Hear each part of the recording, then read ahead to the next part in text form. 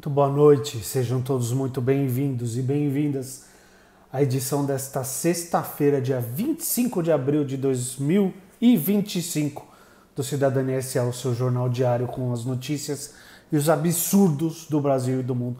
Hoje eu vou falar praticamente só de Brasil, que tem notícia pra caramba. Boas notícias, né?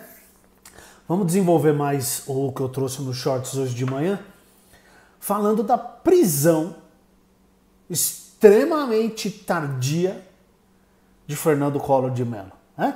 Foi preso hoje de manhã no aeroporto de Alagoas, onde ele estava se transferindo para Brasília para ele se entregar, diz, né, o que dizem aqui, que ele ia se entregar.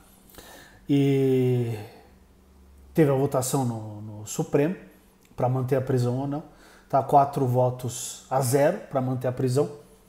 E o Gilmar Mendes pediu para parar porque estava sendo no plenário virtual, ele acha que o caso tem que ser no plenário físico, né, presencial. Não tem data para acontecer. Teve uma audiência de custódia, onde a defesa do Collor alegou que ele tem 3 problemas de saúde. Cadê aqui, ó? Ele tem 75 anos de idade. E a defesa falou que ele faz tratamento contra Parkinson, apneia do sono grave e transtorno afetivo bipolar. E ainda tem um atestado médico juntado à petição dizendo que o ex-presidente faz uso diário de medicações e precisa de visitas médicas periódicas. Essas foram as razões, para eles pedirem que o Collor fosse enviado para a prisão domiciliar. Na audiência de custódia, o Alexandre de Moraes fez a seguinte pergunta para ele: o senhor tem alguma doença? Faz uso de medicamento de forma contínua? O ex-presidente respondeu: não. O que o Alexandre fez? Determinou que ele fique preso em regime fechado na ala especial de presídio de Maceió. Ele pediu para ficar preso em Alagoas, não ser transferido para Brasília, pelo que parece o STF vai concordar com isso, ele vai ficar preso lá, né? A transferência foi realizada hoje por volta das 14 horas. E uma viatura da Polícia Federal. O Collor ficará preso em regime fechado. Ele vai ficar numa cela individual do estabelecimento prisional porque ele é ex-presidente da República, né? Cara, e assim, foi preso por causa da maracutaia lá. O sujeito que ia caçar os marajás e acabar com a corrupção é preso por corrupção passiva, lavagem de dinheiro.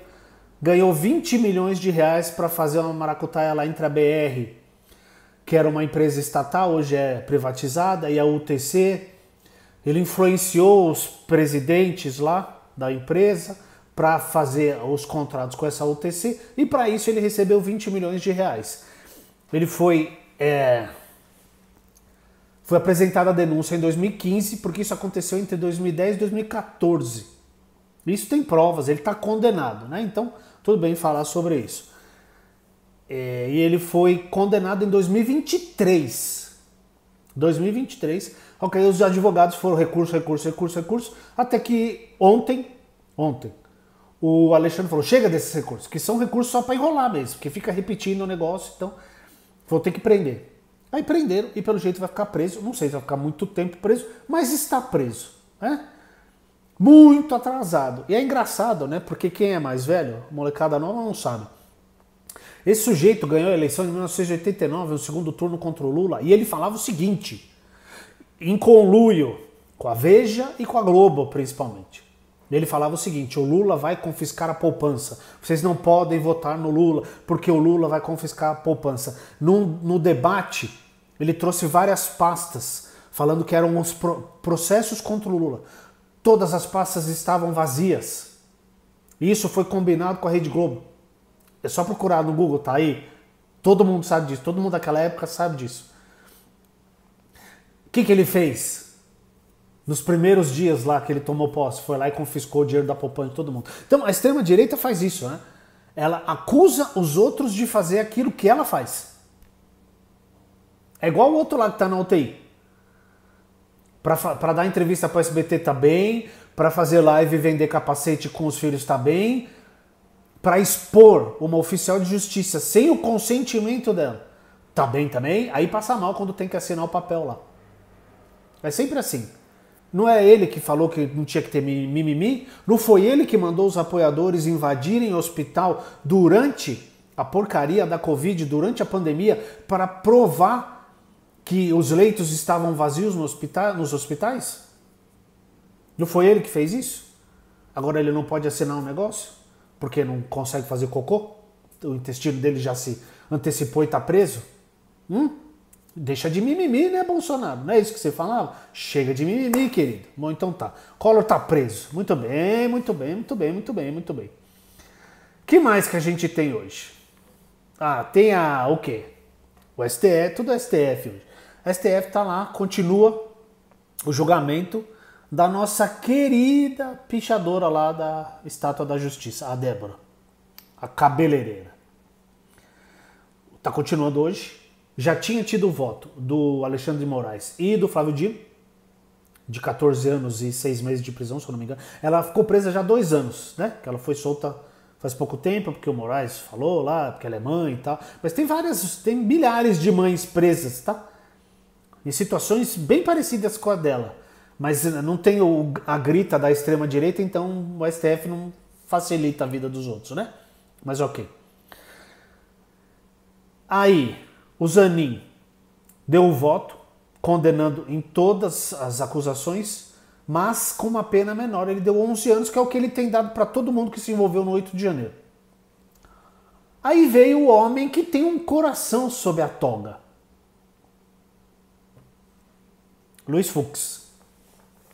Luiz Fux a condenou somente em um crime lá, que é a depredação de patrimônio histórico, né? Patrimônio público. Golpe de Estado, tentativa de abolição do Estado Democrático de Direito, associação criminosa armada, ele inocentou, falou não. Ela só tá o negócio de patrimônio público e que ela deveria pagar a limpeza da estátua. Ele a condenou a 1 ano e 6 meses de prisão. É menos do que ela já ficou presa. Cara, e assim, o pessoal do STF ficou puto da vida com ele. Essa reportagem aqui falando isso está no G1, tá? Quem tiver interesse é só ir lá olhar. O pessoal não gostou não, os outros ministros, né, o pessoal do STF. E rola o quê? Alguns disseram que ele se preocupa, o Fux se preocupa demais com o que as pessoas que estão fora do STF pensam sobre o STF. Ele se influencia pela opinião pública. Não à toa que depois que veio a grita, todo mundo lá, porque elegeram essa criatura, essa Débora Rodrigues, para Cristo, né?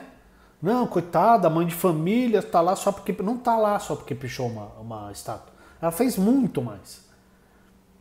Só que ele se influenciou e deu essa pena ridícula de 1 ano e 6 meses, que é menos do que ela já ficou presa. Falta um voto da Carmen Lúcia que vai definir o que vai acontecer com a Débora, tá? O Fux, se ele se preocupa tanto com a opinião dos outros, ele deveria dar um jeito nesse cabelo dele também, né? Porque, vamos combinar, mas ok. Cara, o Fux E é um aceno perigoso. É um aceno perigoso do ministro para os outros presos e para aqueles que ainda serão julgados, né? Eu não gostei não, mas... Ok. Vamos aguardar o voto da queridíssima ministra Carmen Lúcia.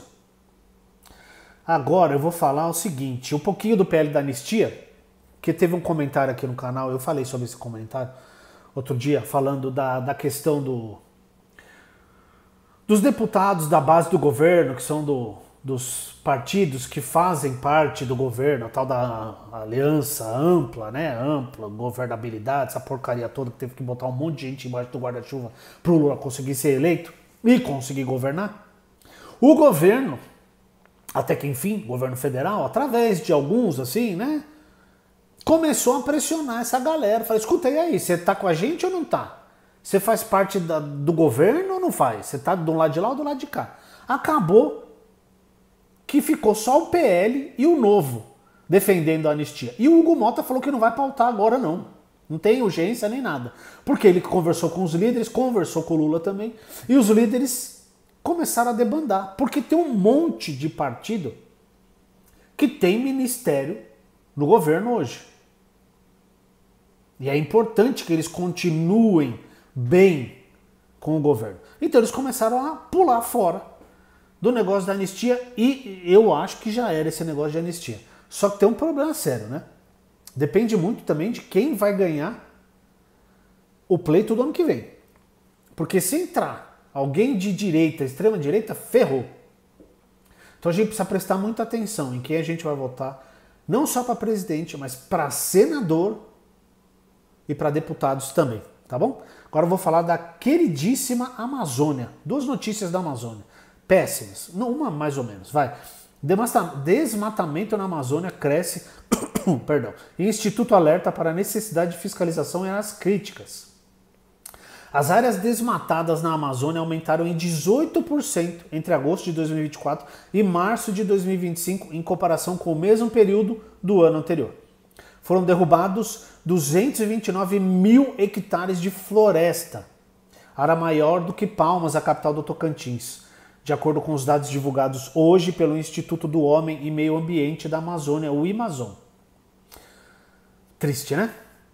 O desmatamento no período chuvoso, como o mês de março, é um alerta para o reforço das ações de fiscalização e preparo para a estação seca, que é quando tem mais desmatamento e também incêndios, né? Que é a maneira que os caras fazem também de limpar a floresta, né?